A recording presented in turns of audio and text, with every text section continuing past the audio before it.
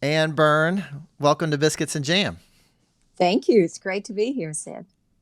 You are definitely in the right place talking about biscuits, and we are going to talk about biscuits. I look forward to it. Anne, where am I reaching you right now? Right now, I'm in Tennessee, my home, Middle Tennessee, and I'm actually up at Mont Eagle Assembly with my family for the week. Oh, that's great. Do you spend a lot of time up there? We spend about 1 week a year up here, and we've done it. We figured out over the last 30 years, we've tried to come up here uh, in some fashion, maybe if not for the whole week, for a couple of days. But and my kids went to Swanee. And my husband went to Swanee. So everybody looks at it as this great homecoming, and I'm the outlier. But I love it. I love the weather and I love the people up here. It's been great. Oh, that's great. I love that place and that area. I've got a lot of friends who went to Swanee. My daughter's even looking at Swanee, Oh, and excellent. yeah, it's a really special place. So It is. It I is I beautiful. appreciate you cutting into your vacation time to Oh, make I was time for this. happy to do it. Happy to do it. Well, I just want to say first of all, congrats on the new cookbook. It is so great. It's called Baking in the American South, and I've got to say, Anne, is one of the best cookbooks that I've come across in a long time. It is so well done. It's so interesting, and I was kind of surprised that it is possible that there are so many new discoveries that you can make about baking in the South in 2024. That's an interesting thought. Yeah. And I think I didn't really know what I was going to find when I jumped into this project, really.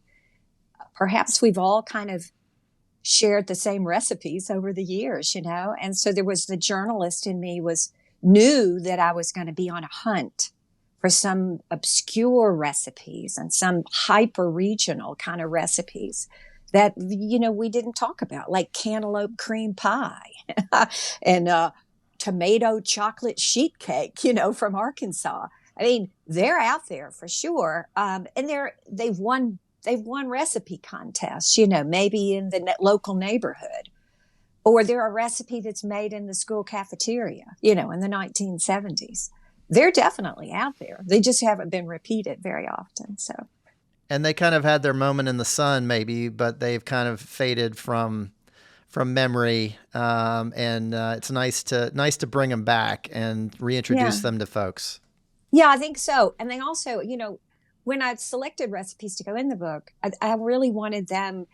It had to be a fabulous recipe because number one, this is a baking book. So, this is a book for people who want to read about Southern culture and are interested in history and our region. But it's also for people who don't even live in the South, who just want fabulous biscuit recipes, or they want to know how to make really great cornbread. It's a book for bakers. And I go into, all the protein counts of all the various flours and why Southern flour was different and whatever. So the recipes had to really work. And that, so that threw out some of the quirky recipes, but some remained, and those were the ones that I kind of grabbed onto. Well, I'm curious about the origins of this book. You talk about this a little bit in the introduction, but take me back to the bookstore in North Carolina where you kind of realized that this was a book that needed to be written, or it seems like that was where you kind of got the seed of the idea. Definitely. That was the fall of 21. I actually had already been given the opportunity to write the book on Southern baking. So I knew that I could do it. And I was just mulling how I was going to write this book. And I was on book tour with another book, which is always the best way for authors to get material for the next one, traveling, get out of your house. And so I was in Pinehurst, North Carolina, a lovely bookshop called the Country Bookshop, I believe. And yeah, and so it was just a talk, and someone said, well, what's your next project? And I said, well, I'm actually working on this book about Southern baking, what. And one woman just immediately, her hand shot up, and she said, well, what is so special about Southern baking? And she did divulge she was from Ohio, so she was a little outside the region. And I got immediately on the defensive and I didn't like it, and I just kind of was like, well, it's really good, but I had to come up with some concrete answers. And then I felt like the rest of the audience was kind of on my team. I mean, they could sense that I was uncomfortable, and their hands shot up. And then it was like, well, it's the biscuits, it's the flour, it's your mother's recipes, and on and on. And here, this lovely discussion kind of came out of it. And I do believe our friend from Ohio did kind of walk away thinking, wow, they're really passionate about the way they bake in the South. And that was what stuck with me, how people were so on board.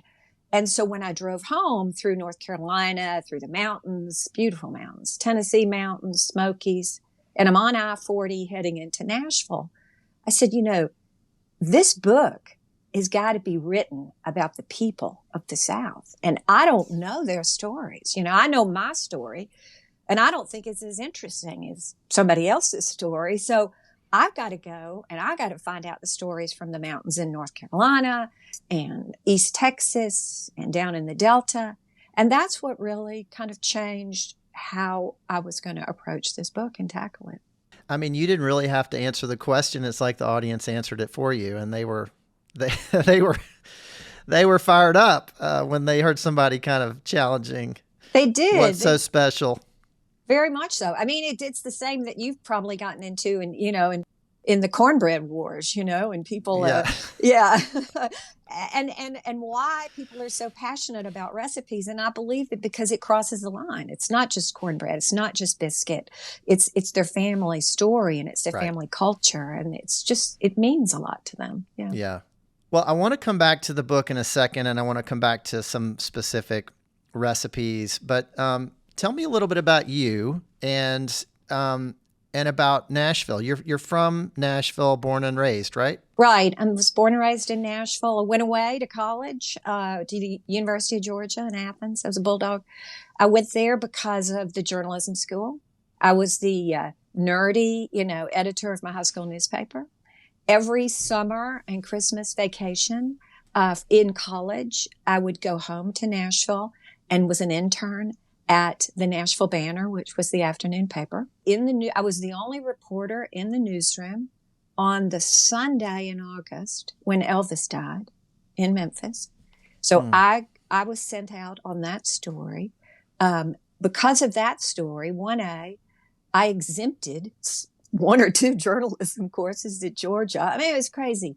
But I have always written, all my life written. And when I graduated from Georgia, I was offered a job at the Atlanta Journal, which was the afternoon paper. And so they wanted a new food writer. And so I got the food writing job. Although I had no experience writing about food, I just knew how to write for newspapers and how to gather news. And it was quite an education. So I was in Atlanta for 15 years, from 78 to 93. So I was there when Atlanta was changing. I mean, when Hartsville Airport was exploding, when all the international airlines were coming in, Sabina Airline, and all those professional chefs were brought in, to bring the Belgian cuisine, French cuisine, whatever. I mean, I was there when, Nicolas Roof was the place in town. So I think that I kind of grew up in food at a time when Atlanta was exploding. And at the same time, that's when all the cooking schools in Atlanta were really big. I mean, Rich's Department Store was still in downtown Atlanta. Natalie Dupree was at the helm. She brought in Julia Child, Marcella Hazan. Every time there was an empty seat at the cooking school, she got on the phone, she called me and said, Anne, I've got a place for you. So I began to get educated in cooking and, just organically. And then the paper wanted me to start reviewing restaurants, which made me really uncomfortable. And so I have no professional experience to do this, And so they gave me a leave of absence and I went to Paris and studied at La Varenne. And for about 3 months, came back, reviewed restaurants, and that was that. That was Atlanta. I married an old sweetheart, moved to England, lived for about a year, and then he was transferred to, of all places, Nashville. Back to Nashville. So I made this little loop At the time, it was great because we were able to raise our kids there. My parents were getting older. I mean, it was meant to be. It was a great coming home for me. So I have spent the last 30 some odd years in Nashville. And that's where, I started writing part-time for the Tennessean once I had child number 2. Just I wanted to keep my hands in writing. And then I wrote that piece, which was how you can take a box of cake mix and throw in all these ingredients, that are really at your disposal and make fabulous cakes like your mother did in the 1970s. And that was the genesis for the Cake Mix Doctor, which became, a New York Times bestseller. It was crazy, a few years. I had young children and I was constantly on book tour. I was on QVC. And yet at the core, I'm just a journalist, I'm just a writer who finds everybody else's stories really interesting. And that's me. Well, you covered a lot of territory there. My gosh. And you've covered a lot of territory in general, just all the traveling and Yeah. I think, that's really something to be able to go to Europe, to go to France, to go to England, to spend all that time in Atlanta and then come home. It gives you a very different perspective on the world. Definitely. Well, I want to go back to your core for a second and tell me a little bit about the kitchen where you grew up. Who was doing the cooking and what was on the table? Because all this interest in food had to come from somewhere. I've heard you mention your mother, your grandmother, your aunt. What comes to mind when you think about that kitchen? What was the thing that really sparked the interest for you? Well, the food always tasted really good. And my mother she was the 5th of 5 girls. And so she was never, she never learned how to cook. And so she was self-taught, highly creative. She arranged flowers. She had flowers in our drying and I think it was borax or whatever, some sort of substance in these boxes in our attic, and she was, and my mother, she was carving watermelons into baskets and she was really artistic and just expressed it through food. So when she had, family over, we had because she was one of 5, we had a lot of cousins in Nashville and she always had people over. She was the best cook of all of them. And so there was always just a lot of food. She always thought that you needed to have plenty. And that was kind of embedded in the way that I cooked. And so I think coming home as a college student, you first come in through the basement, you kind of go in the basement door. There was a utility kind of laundry room down there. And at the back was an old chest freezer that I think was like 1890s or something. But it had to be defrosted every year. But you could walk in and look in the chest freezer and you knew what she had been cooking for the last month. Because she had like creme de menthe parfaits in parfait glasses lined up that maybe were left over from a bridge party, or some tenderloin that was left over, or beef stroganoff. And then you would go up the steps and emerge right into the kitchen. And that was the, 70s, and nobody gave a lot of thought to where the kitchen was placed in the house, It was tiny, and you just entered into, it was complete chaos because there were always 2 dogs and the telephone was ringing, and the telephone had a long cord, that would stretch through other rooms. And my mother was probably at the stove. The countertops were Formica, pale off-white sparkles in them. The cabinets were some sort of wood finish. Avocado green, I think, GE built-in ovens. And it was a very functional kitchen, but not by today's standards. It wasn't fancy at all. But she was able to produce great food. And so that was really the bedrock for everything that I've ever written about food, is that, food brings people together, and it tastes good, and it really nourishes your soul, your belly. And my mother knew how to do that, and she knew how to make it beautiful. And I think that was also something that I have loved is learning how to style food for photography through all the years that I've worked for newspapers. I had to teach myself, and then was on the set for the for this book and all of the photography. We had stylists for 1 week, but then we didn't have a stylist for a week. It was me. So doing all the baking and all that. And so I think that kind of sums it up. I mean, food should bring people together. It should taste good, and it should be beautiful. Would you say that she was a competitive person?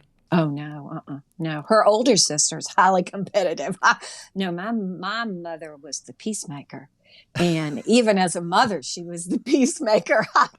Now, she was competitive at the bridge table. She won awards, you know. She would travel throughout and go to bridge tournaments and all and bring back trays and trophies and all.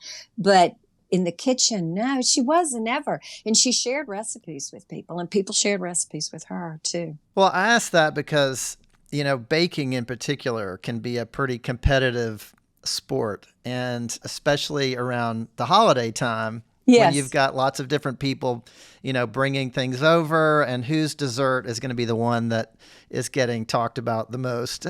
So yeah, no, that's a really good point, Sid. And you're right. And that definitely came out in this book. And I think especially when it comes to layer cakes, there must be something about layer cakes that, you know, makes one competitive. Maybe because it does require a certain skill, not only to bake the layers that are perfectly even and stack them up and get them frosted beautifully and then get them transported to wherever everybody's going to, you know, slice into them. So there's a lot of work involved. So I think, you know, I think they earned it. You know, they can be competitive about that. But my mother wasn't. I think perhaps she knew she was a good cook. And she knew that if she brought a dish, people would say, oh, that's BB's. You know, that's BB's. And it was kind of known. You just need to go ahead and get some. Yeah. Before it disappears. Before it disappears. Yeah. So was there a particular dessert that she made, something that she baked that kind of stands out to you?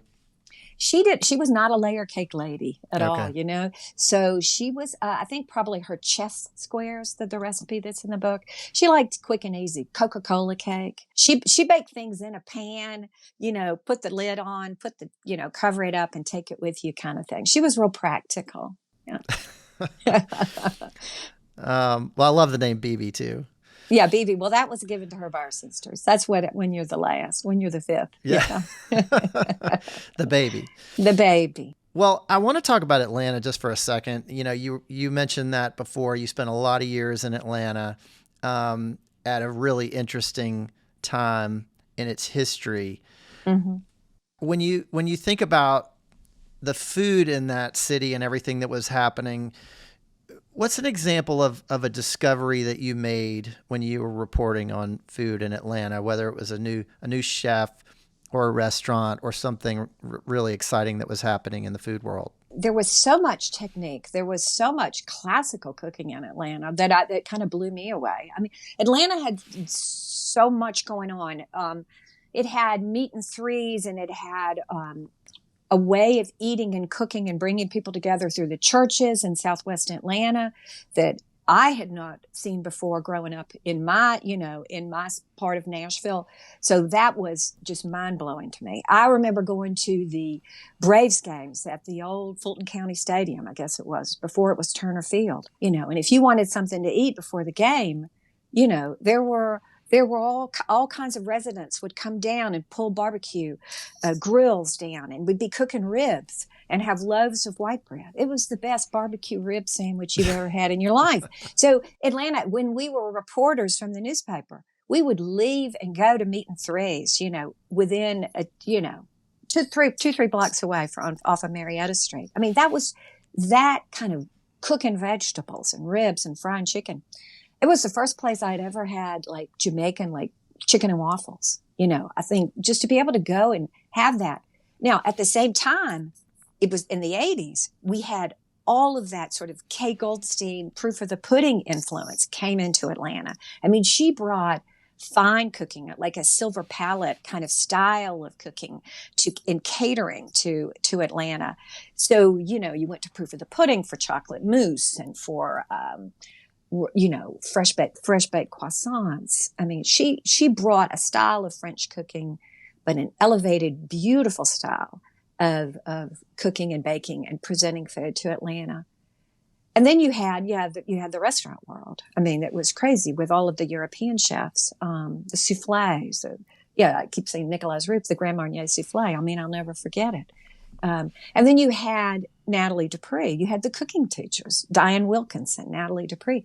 And what they offered just to Atlantans who wanted to take classes. I mean, you learned, and many, Virginia Willis, Rebecca Lang. I mean, they all learned through Natalie, classical French cooking. So it was an insanely busy food time with a lot of different factions going on. And some real trailblazers kind of leading the way, and some, new thinking about Southern food and what it could be. Very much so. Very much so. And Kay Goldstein and I lives in North Carolina now, and we still talk. And one of her recipes, her brownie, the family brownie recipe, is in the book. But yeah, she was a trailblazer for sure. I mean, she's saying you don't need to bake your brownies all the way through. They're good when they're just a little gooey right in the middle, and you don't need to use Hershey's cocoa. There's better cocoa out there, or you can use Scharfenberger chocolate, and melt that down. So I think she was just like blowing everybody's mind by the ingredients. And interestingly, at the same time, in the national news, we were covering a lot of like health and nutrition in the 1970s and 80s. I think that was kind of counter to everything that was going on in Atlanta. Nobody was interested in health and nutrition at that time. It was all about really a lot of entertaining and new recipes, new flavors. And at the same time, Sid, I mean, what was going on in California would greatly influence Atlanta, which was, the rise in California cooking, regional cooking, farm to table, and all of that. So that was influenced Atlanta. And, at the same time, I was a newspaper reporter, and I had to report on average people. What did regular old people eat? So that sent me out into kitchens all across the state of Georgia where people were, growing, putting up fig preserves because they grew fig trees as tall as their house, and peach preserves. And that style of preservation is really big. And I saw that in writing this book, how putting food away in some form has been a big part of Southern baking and cooking too. Yeah. Wow. What an interesting time to be there. And probably a whole lot more interesting, not to knock Nashville, but in terms of a food scene and in terms of, really interesting things happening, Atlanta by far was just a very different place. It was a Southern city that was exploding. Yes.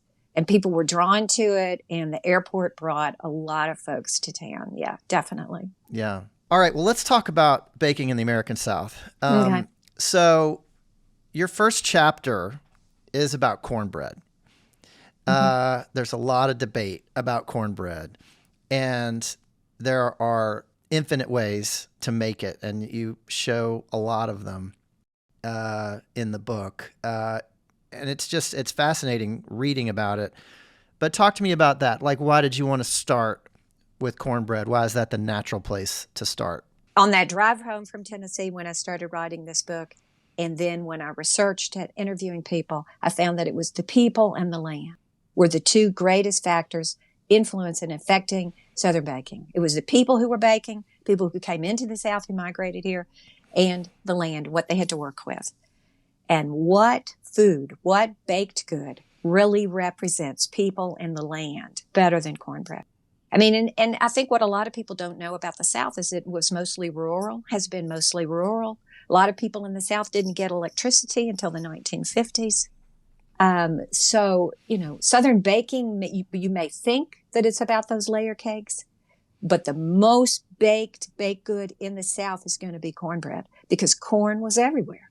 You could grow corn in any of the states in the South, and people could put a patch of corn, in the backyard. You had cornbread, and the mills brought towns together, and the mills where the corn was ground into cornmeal, it was just very accessible.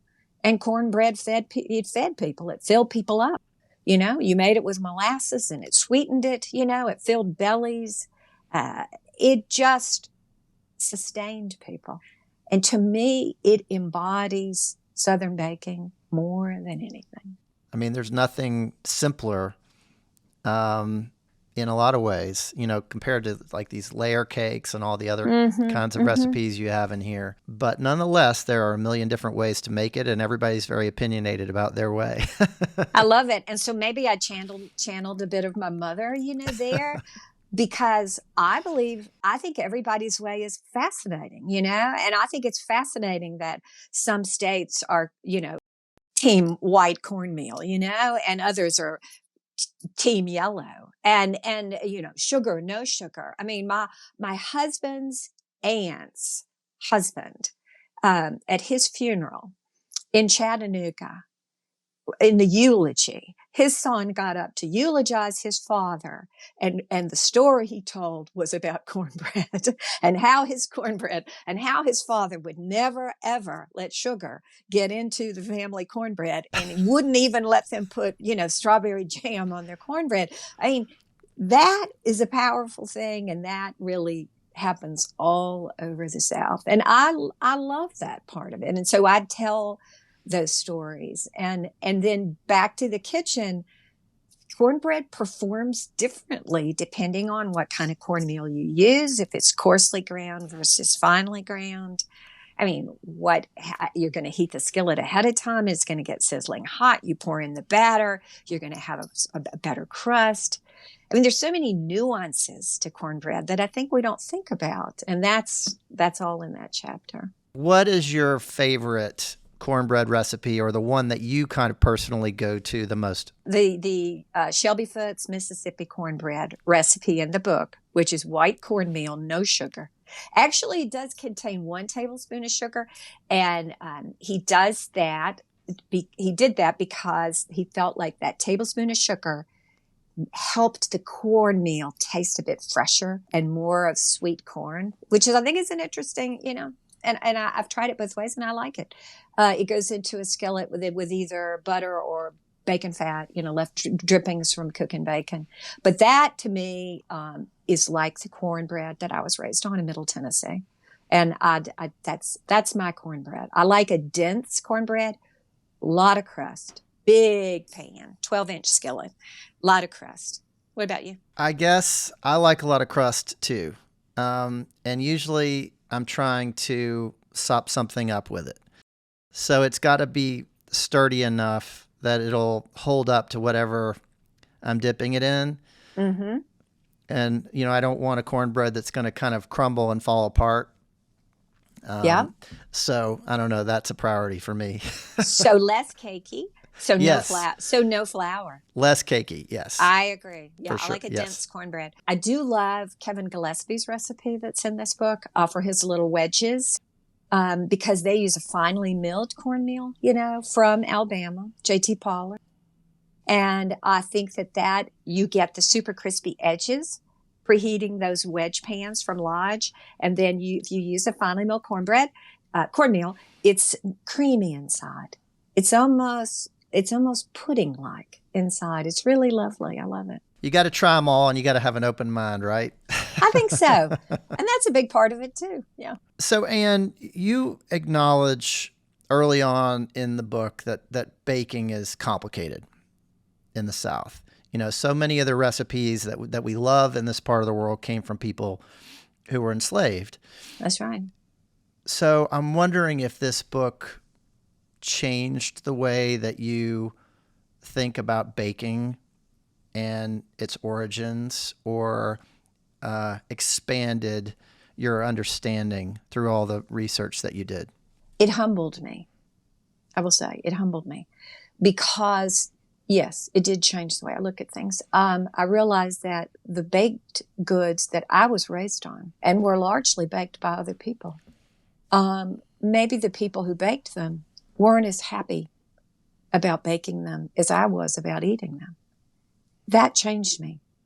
And I think when I began to understand that the South has been known for these meringue pies and these complicated desserts and caramel cake and all that may have been baked by someone who was enslaved or underpaid, who had to go home, who was not cooking in their own kitchen, she had to go home and cook for her own family, and had been standing on her feet all day.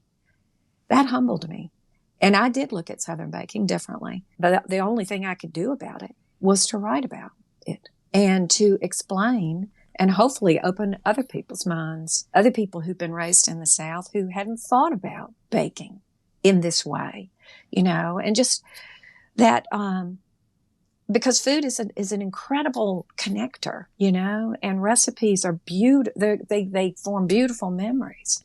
But I do think it's important for us to acknowledge that came at a price, and that sugar was available to the South. And why are Southern desserts so sweet? Well, because sugar was available. Everybody had access to sugar or grew some sugar cane, or had sorghum. But that came at a price because of the enslaved who worked in the sugarcane plantations and the obscene amount of money that was made by the people who owned the sugar plantations. And the same could be said for rice in the Low Country. The enslaved who came from West Africa, who knew how to create the system and build the rice system throughout the state. It was hard physical labor. They brought us rice croquettes and beautiful collage and all of that. But, I wanted to be able to tell their story. And that is complicated, as you said, because this is a baking book. Somebody's going to pick up this book and want to follow the recipe. But at my age and at my place in my career, I can't write a baking book without telling the whole story. And that is what I've done, is to tell the whole story. Well, there are so many stories in here, and I think you do a beautiful job of finding ones that have not been told, shining a light on some people that have not gotten so much credit or exposure for the things that they created, that they developed. One of the stories in here was about Zora Neale Hurston, which I thought was great. There was a wonderful cornbread recipe in there from her. For all of her literary talent, she was not somebody that, I associated with being a cook. So I loved coming across that one. Yeah, I love her story too. And, she was someone who the timing of her life was just tragic, with all of her talent. She was never respected. She was never lifted up. She had to go back during the 1930s. She was a reporter during the Works Progress, WPA, program with the literary program, and gathering stories in Florida, and went back, and it was a segregated program. So she was not allowed to just go anywhere and get this and gather stories from people. She was very limited in what she could gather. And then I think, her books, her novels, brought her some fame, but it was really later. It was other writers lifting her up later. And she died penniless. She died penniless, and she was in an unmarked grave until, so I think, her story was important to me also because that recipe kind of shows how cornbread and molasses, like I mentioned, feed people. Mm-hmm. And we can argue about cornbread, but at the end of the day, that, you're getting calories in that recipe. You're getting sustenance and energy and what you need. Yeah.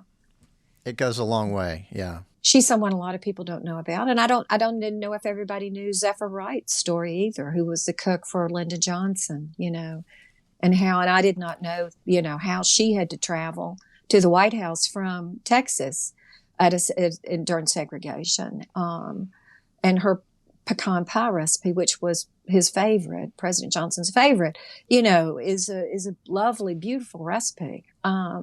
But it's more than a recipe because it tells about her story, and it tells about what was going on in the early 60s in the South and how difficult it was for her and other Black cooks to travel throughout the South, even if they were the cook of the president.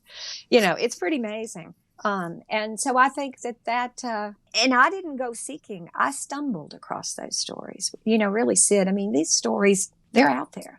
They're out there for everybody to tell, But that story in particular, I mean, she, so this was his beloved cook, made one of his favorite recipes, traveled with him everywhere, but couldn't travel with him everywhere, Correct. had to stay in different places and Different homes diff- of other blacks or motels that would take black. right, and actually influenced his thinking on the Civil Rights Act. That's correct. Yes. She told him these stories. And because she knew him personally from Texas, she could tell him about what had happened on the journey. And that did influence him signing the Civil Rights Act of 1964. Absolutely. Well, and we can't end this podcast without talking about Biscuits for a second. Okay. It's called Biscuits and Jam. I've got to ask you about Biscuits, and in particular, you lay out at one point some rules for making biscuits. And I'm not going to ask you to recite them all, but I am curious, what are a couple of rules that you kind of stick to, whether it's, a particular flour that you love to use, or, are you really dogmatic about the oven temperature, or what are the rules that you kind of recommend to cooks when it comes to biscuits? Don't overwork the dough. Try not. It's typical in all Southern breads. Don't add too much flour. It's true in the yeast breads, yeast rolls, same thing. Work quickly, lightly. You can make great biscuits with a variety of flours. So you can make them with white lily. You can make it with gold medal. I mean, I know I'm just talking sacrilege here. I could tell you this, but you really can. If you know the techniques, you can use your favorite flour, but don't use too much of it. And when you incorporate the fat into your flour, you can use Crisco. You could use butter. I like butter because it has more flavor. You can use lard. Use your hands. Use your hands. I grew up learning to two knives to cut the fat into flour for biscuits. But no, get your hands in there and actually press and smush that fat into the flour and get your hands in it and add enough buttermilk so that it is a wet dough, and then turn it out onto lightly floured surface. You can use a rolling pin if you've got to have a flat top, but I just use my hands and fingers. And, go about, I think 1/2 inch is too small. I like about a 3/4 inch, slab of biscuits. If you want layers in them, which I know a lot of people like a laminated biscuit, that's where you start doing some pocketbook folds. So actually pick up 1/3 of the dough, another 1/3 from the outside, and then over the top of that, turn the dough 1/4 turn. Do it again 2 or 3 times will get you some good layers in there. And then, yes, you need a good cutter that's going to cut straight down without jiggling back and forth. And then put those, and I think the best pan for baking biscuits is a cast iron skillet. I really do. It makes the really nice crispy bottoms. And I do like biscuits that are baked kind of snuggled up next to each other because it gives you some crispiness on the tops, but you get that center biscuit. Krista Poulos, who is the pastry chef for Ford Fry's restaurants throughout the Southeast, she could disclose that she was always, when her grandmother made biscuits, she wanted to get in there and grab that center biscuit real fast because she liked soft edges on her biscuit. And so I think with a cast iron skillet, it gives more opportunity for some crispy and some soft. And then, yes, high heat. I mean, you're 450 to 500. So cook them fast and get them to rise fast. Yeah. Wet dough, fast. And that's kind of the basic rules. And then from there, you can vary your flours. You could use a white Lamasse, really nice cake flour from Anson Mills. You could use what you want, a locally milled. And and that's the thing too, Sid, about what's happening now in the South in baking is it is such an exciting time to bake if you think about it, because especially in Birmingham where you are, so many people have put an emphasis, so many bakers have put an emphasis now, again, finally, on the wheat. What variety of wheat it is. Is it locally milled? And then they're baking the flour. Then they're baking biscuits or bread. And I think that is what's happening now. And I think that's all been a recent resurgence in Southern baking. And why do you love to bake? I mean, what is your, on a personal level, what is the satisfaction that you get out of it? Is it the challenge? Is it sharing it with other people and seeing their reaction? What do you love most about it? I love the science to it, and the figuring out things. It's kind of like growing tomatoes, I like the science of it. It's frustrating as heck. But, I mean, once you make a few mistakes, it's the same thing in baking. I mean, you make a mistake and you learn from it and you do it differently. And then I think as a writer, I like sharing that knowledge with other people, kind of helping them troubleshoot. But I do believe it's a creative. And so sort of back to my mother, I do believe that baking is really creative. And that you can kind of get in a zone with baking, like you can with painting or any other creative, or music. You get into a zone with it. And then that's why people really enjoy doing it. And they get a lot of satisfaction because they get a lot of feedback. And you get a lot of really positive feedback. So I used to tell teenagers or preteens, if they're moody and they think that everything is terrible with the world, have you ever tried making a cake? Have you ever baked a cake? I mean, bake a birthday cake for somebody because that's a great piece of advice. Yeah. I mean, you get such great feedback and you're given something of yourself. So all of that. I love all that. Well, Anne, I just have one more question. Mm-hmm. What does it mean to you to be Southern? Oh gosh, it means everything. It means that I can be me. It means that I can talk the way I want to talk. The accent that kind of went away when I worked in Atlanta, and I worked with people from all over the country. When I lived in England, and tried to not talk Southern, I can just be me. Those little phrases my mother used to say, gumption and one iota, and all of those can creep back into the way I talk. And that's kind of, that's just who I came from. Yeah. And I'm proud about being Southern. And I think that's what I say in the introduction of this book. I love the South. I mean, with all of our flaws, we have a lot going for us. We are good people and we are funny people, and we love a good story and we love to get together and eat and bake, so that's why I love it. Well, all of that comes through in this book, which is just fantastic. I cannot recommend it highly enough. And thank you, congrats on the book and good luck on the tour. I'm sure you're going to be out on the road talking about it and meeting with people. And Anne Byrn, thanks so much for being on Biscuits and Jam. Thank you, Sid. I loved it.